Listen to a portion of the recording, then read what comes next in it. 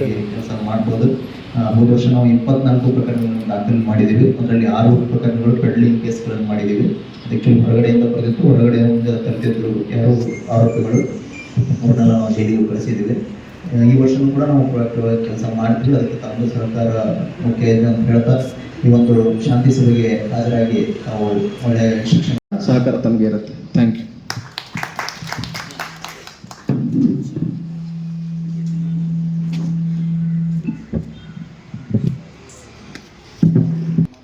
ಈ ಒಂದು ದಿನ ಮೇಲಾಧಿಕಾರಿಗಳ ಆದೇಶದಂತೆ ನಾವೊಂದು ಶಾಂತಿ ಸಭೆಯನ್ನು ಹಮ್ಮಿಕೊಂಡಿದ್ವಿ. ಈ ಒಂದು ಕಾರ್ಯಕ್ರಮಕ್ಕೆ ತಾವೆಲ್ಲ ಉಗಾದಿ ಹಬ್ಬದ ಶುಭಾಶಯಗಳು, ರಂಜಾನ್ ಸಹ ಶುಭಾಶಯಗಳು. ಎಲ್ಲರಿಗೆ ಈ ದೇವರು ಎಲ್ಲರಿಗೆ ಒಳ್ಳೆಯ ಇದು ಗುಣ ಕೊಡಲಿ, ಒಳ್ಳೆಯ ಸ್ವೀಟ್ನೆಸ್ ಕೊಡಲಿ ಅಂತ ನಾನು ಈ ದೇವರಲ್ಲಿ ಪ್ರಾರ್ಥನೆ ಮಾಡ್ತಾ ನನಗೆ ಮಾತಾಡಲಿಕ್ಕೆ ಅವಕಾಶ ಕೊಟ್ಟಿದ್ದಕ್ಕೆ ಜೈ ಹಿಂದ್, ಜೈ ಕರ್ನಾಟಕ.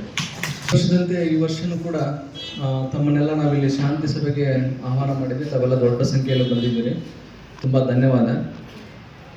ತಾವೆಲ್ಲ ಹೇಳುವಂತೆ ಇಲ್ಲಿ ತುಂಬ ಪೀಸ್ಫುಲ್ ಆಗಿರ್ತಕ್ಕಂಥ ಊರು, ಯಾವುದೇ ಅನಾವಶ್ಯಕ ವಿಚಾರಗಳಿಗೆ ಎಡೆ ಮಾಡಿಕೊಡದೆ ತಮ್ಮ ಪಾಡಿಗೆ ತಾವು ಜೀವನ ಮಾಡಿಕೊಂಡು ತಮ್ಮ ಕೆಲಸ ಉದ್ಯೋಗ ಮಾಡ್ಕೊಂಡು ಹೋಗ್ತಕ್ಕಂತಹ ಜನರಿರ್ತಕ್ಕಂತಹ ಸೌಹಾರ್ದತೆಯ ಒಂದು ಪ್ರತೀಕ ದ್ಯೋತಕ ಆಗಿರ್ತಕ್ಕಂತಹ ಊರು ದಾಂಡೇಲಿ, ತಮಗೆಲ್ಲ ಗೊತ್ತಿದೆ. ಬಟ್ ನಾವು ಹಬ್ಬಗಳು ಬಂದಾಗ ಇಟ್ಸ್ ಕ್ವೈಟ್ ನ್ಯಾಚುರಲ್ಲು, ನಮ್ಮ ಮೇಲಿನ ಆದೇಶ ಇರುತ್ತೆ, ನಾವು ಮೀಟಿಂಗನ್ನು ಮಾಡಲೇಬೇಕು. ತಮ್ಮ ನಡುವೆ ಸೌಹಾರ್ದತೆಯನ್ನು ತರಲಿಕ್ಕೆ ನಾವು ನಮ್ಮ ಪ್ರಯತ್ನ ನಾವು ಮಾಡಲೇಬೇಕಾಗತ್ತೆ. It is for documentation also. So ತಾವೆಲ್ಲ ಮೆನ್ಷನ್ ಮಾಡಿದ್ರಿ, 19ನೇ ತಾರೀಕು ಯುಗಾದಿ ಇರುತ್ತೆ, ಮತ್ತು 21ನೇ ತಾರೀಕು ರಂಜಾನ್ ಹಬ್ಬದ ಆಚರಣೆ ಇರುತ್ತೆ. ಸೊ ಯುಗಾದಿದು 19ನೇ ತಾರೀಕು ಏನು ವಿಶೇಷ ಏನು ಮೆರವಣಿಗೆಗಳು ಯಾವುದೂ ಇಲ್ಲ. ಮೆರವಣಿಗೆ ಒಂದಿದೆ, ಅದು 25ನೇ ತಾರೀಕು ಮಾಡ್ಕೊತಾ ಇದ್ದಾರೆ. ಅದರದ್ದು ಮೀಟಿಂಗನ್ನು ನಾವು ಸಪ್ರೇಟಾಗಿ ಆಯೋಜಕರಿಗೆ ಮಾಡಿದ್ದೀವಿ, ಅವ್ರಿಗೆ ತಿಳುವಳಿಕೆ ಕೊಟ್ಟಿದ್ದೀವಿ, ಮತ್ತು ನೋಟಿಸ್ಗಳನ್ನು ಕೂಡ ಜಾರಿ ಮಾಡಿದ್ದೀವಿ. ಅದೆಲ್ಲ ಹಬ್ಬ ಮುಗಿದ್ಮೇಲೆ ಬರುತ್ತೆ. ಸೊ ಇನ್ನು 21ಕ್ಕೆ ನಿಮ್ಮದು ರಂಜಾನ್ ರಿಲೇಟೆಡು ತಾವು ಮಾಸ್ ಏನು ಪ್ರೇಯರ್ ಮಾಡ್ತೀರಿ, ಅವೆಲ್ಲ ಪ್ಲೇಸ್ಡು ಆಲ್ರೆಡಿ ಫಿಕ್ಸ್ಡ್ ಇದ್ದಾವೆ. ಅಲ್ಲಿ ಆಲ್ರೆಡಿ ಎಸ್ಟಾಬ್ಲಿಷ್ಡ್ ಅರೇಂಜ್ಮೆಂಟ್ಸ್ ಎಲ್ಲ ಇದೆ. ತಾವೆಲ್ಲ ಪಾರ್ಕಿಂಗ್ ವಿಚಾರ ಉಳಿದಿದ್ದನ್ನೆಲ್ಲ ವಾಲಂಟ್ರಿ ಇಟ್ಕೊಂಡ್ಬಿಟ್ಟು ಮಾಡಿದ್ದನ್ನು ನಾನು ಕಳೆದ 2-3 ರಂಜಾನ್ಗಳನ್ನು ನಾನು ನೋಡಿದ್ದೀನಿ. ತಾವೆಲ್ಲ ಪೀಸ್ಫುಲ್ ಆಗಿ ಅತ್ಯಂತ ಸಿಸ್ಟಮೆಟಿಕ್ ಆಗಿ ಮಾಡ್ತಾ ಇದ್ದೀರಿ. ತಮಗೆಲ್ಲ ಅದ್ರ ಬಗ್ಗೆ ನಾನು ಕಂಗ್ರಾಚುಲೇಷನ್ಸ್ ಹೇಳಲಿಕ್ಕೆ ಬಯಸ್ತೇನೆ. ಇನ್ನು ನಾವು ಈ ಹಬ್ಬದ ನಮ್ಮ ಪ್ರಿಪ್ರೇಷನ್ ವಿಚಾರವಾಗಿ ನಾವು ಎಂಟೈರ್ ನಮ್ದೇನು ಸಬ್ ಡಿವಿಷನ್ದಲ್ಲಿ ಬಂದೋಬಸ್ತು ಅವತ್ತಿನ ದಿವಸ ಇರುತ್ತೆ, ಯುಗಾದಿ ದಿವಸನೂ ಇರುತ್ತೆ. ನಾವೆಲ್ಲ ಟೆಂಪಲ್ಗಳಿಗೆ ಬಂದೋಬಸ್ತನ್ನು ಕೊಡ್ತೀವಿ, ಮತ್ತು ರಂಜಾನ್ ದಿವಸ ಎಲ್ಲ ಪ್ರೇಯರ್ ಪ್ಲೇಸ್ಗಳಿಗೆ ಮತ್ತು ಮಸೀದಿಗಳಿಗೆ ಕೂಡ ನಾವು ಅದನ್ನು ಮ್ಯಾಂಡೇಟರಿ ಫಿಕ್ಸ್ ಪಾಯಿಂಟ್ಗಳನ್ನು, ಪಿಕೆಟಿಂಗ್ ಪಾಯಿಂಟ್ಗಳನ್ನು ಹಾಕ್ತೀವಿ. ನಾಟ್ ದಟ್ ಏನೋ ಆಗುತ್ತೆ ಅಂತಕ್ಕಂಥದ್ದಲ್ಲ, ನಾವು ಕಾಯುವಂಥದ್ದು ನಮ್ಮ ಕೆಲಸವನ್ನು ಮಾಡ್ಕೊತೀವಿ.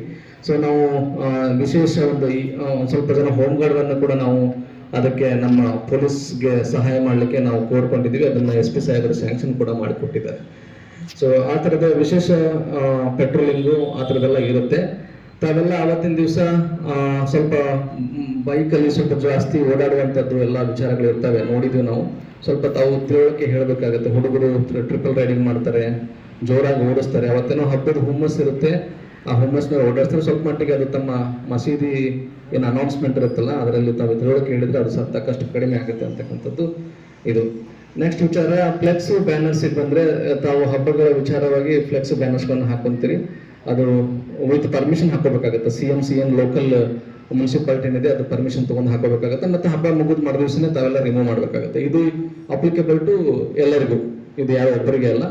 ಮುಗಿದ ತಕ್ಷಣ ಮರುದಿವಸ ಬೆಳಗ್ಗೆ ಅದನ್ನು ಜತನ ತೆಗೆದುಬಿಟ್ಟು ತಾವು ಅದನ್ನು ಇಟ್ಕೊಳ್ತಕ್ಕಂಥದ್ದು, ತೆಗಿತಕ್ಕಂಥ ಜವಾಬ್ದಾರಿ ತಮಗೆ ಇರುತ್ತೆ. ಅದು ನಾವು ಒತ್ತಾಯ ಮಾಡ್ತಂಥ ಅವಶ್ಯಕತೆ ಇಲ್ಲ.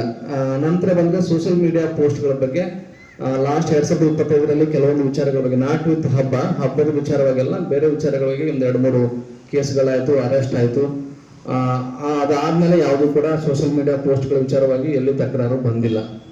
ಸೊ ಅದೇ ರೀತಿ ಮುಂದುವರಿತೈತೆ ಅಂತ ಭಾವಿಸ್ತೇನೆ ನಾನು. ಯಾವುದೇ ಕಾರಣಕ್ಕೂ ಸೋಷಿಯಲ್ ಮೀಡಿಯಾದಲ್ಲಿ ಏನೇ ಹಾಕಿದ್ರು ಕೂಡ 10 ಸಲ ವಿಚಾರ ಮಾಡಿ ಇದ್ರದ್ದು ಪರಿಣಾಮ ಏನಾಗುತ್ತೆ ಅಂತಕ್ಕಂಥ ಹಾಕ್ತಕ್ಕಂಥದ್ದು ಪ್ರತಿಯೊಬ್ಬ ಸೋಷಿಯಲ್ ಮೀಡಿಯಾ ಬಳಸ್ತಕ್ಕಂತಹ ಪ್ರತಿಯೊಬ್ಬ ನಾಗರಿಕನ ಮೂಲ ಜವಾಬ್ದಾರಿ ಆಗಿರುತ್ತೆ. ಹಾಕಿದ್ಮೇಲೆ ನನಗೆ ಗೊತ್ತಿಲ್ಲ ಸರ್, ನಾನು ಬರೀ ಶೇರ್ ಮಾಡಿದೆ ಸರ್ ಅಂತಕ್ಕಂಥದ್ದು ಯಾವುದೂ ಬರಂಗಿಲ್ಲ. ಹಾಕಿದ್ಮೇಲೆ ನಾವು ಸ್ಟ್ರೇಟ್ ಅವೇ ಕೇಸ್ ಬುಕ್ ಮಾಡ್ತೀವಿ. ನಮ್ಮದು ಸ್ಟೇಷನಲ್ಲಿ ಸೋಷಿಯಲ್ ಮೀಡಿಯಾ ಮಾನಿಟರಿಂಗ್ ಸೆಲ್ ಅಂತ ಇದೆ, ಅದಕ್ಕೆ ಸಪ್ರೇಟ್ ಸಿಬ್ಬಂದಿಗಳಿದ್ದಾರೆ, ಅವರು ಅಬ್ಸರ್ವ್ ಮಾಡ್ತಾ ಇರ್ತಾರೆ.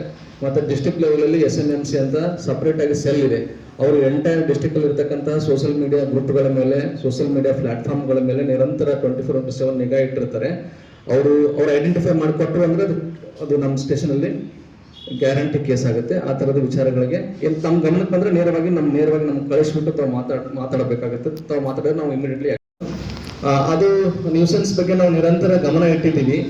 ಈ ವರ್ಷ ಕೇಸ್ ಆಗಿಲ್ಲ, ನಾವು ಒಪ್ಕೊಂತೀನಿ. 2026ರಲ್ಲಿ ಕೇಸ್ ಆಗಿಲ್ಲ. ಗಾಂಜಾ ವಿಚಾರ ಮಾತಾಡ್ತಾ ಇದ್ದೀನಿ ನಾನು. ಕೇಸ್ ಆಗಿಲ್ಲ, ನಾವು ಪ್ರಯತ್ನ ಮಾಡ್ತಾ ಇದ್ದೀವಿ. ನಮ್ಮೆಲ್ಲರಿಗೂ ನಿರಂತರವಾಗಿ ನಮ್ಮ ಮೇಲೆ ಪ್ರೆಷರ್ ಹಾಕಿದ್ದಾರೆ, ಅದು ಗಮನಕ್ಕಿದೆ.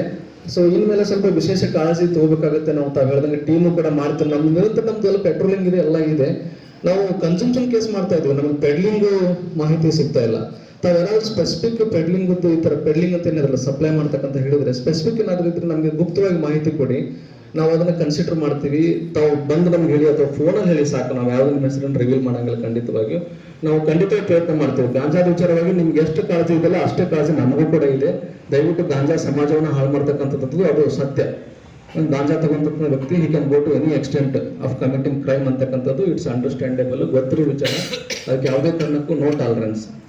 ಸೊ ಅದಕ್ಕೆ ನಾವು ಪ್ರಯತ್ನ ಮಾಡ್ತೀವಿ. ತಮ್ಮ ಸಹಕಾರ, ತಮ್ಮ ಮಾಹಿತಿ ಕೂಡ ನಮಗೆ ಇಂಪಾರ್ಟೆಂಟ್ ಆಗುತ್ತೆ. ಒಂದೊಂದ್ಸಲ ನಮಗೆ ಮಾಹಿತಿ ಬರೋದಿಲ್ಲ, ತಾವು ಮಾಹಿತಿ ಕೊಟ್ಟರೆ ನಾವು ಖಂಡಿತವಾಗಿಯೂ ಸೂಕ್ತ ಕಾನೂನು ಕ್ರಮ ತಗೊಳ್ಳಿಕ್ಕೆ ನಾವು ರೆಡಿ ಇದ್ದೀವಿ. ನಾವು ಇನ್ಮೇಲೆ ಮತ್ತು ತಾವು ಹೇಳಿದ್ಮೇಲೆ ಮತ್ತಷ್ಟು ಕಾಳಜಿಯಿಂದ ನಾವು ಅಲರ್ಟ್ ಆಗ್ತೀವಿ ಅಂತಕ್ಕಂಥದ್ದು ತಮಗೆ ಭರವಸೆ ಕೊಡ್ತಾ, ತಮಗೆಲ್ಲ ರಂಜಾನ್ ಮತ್ತು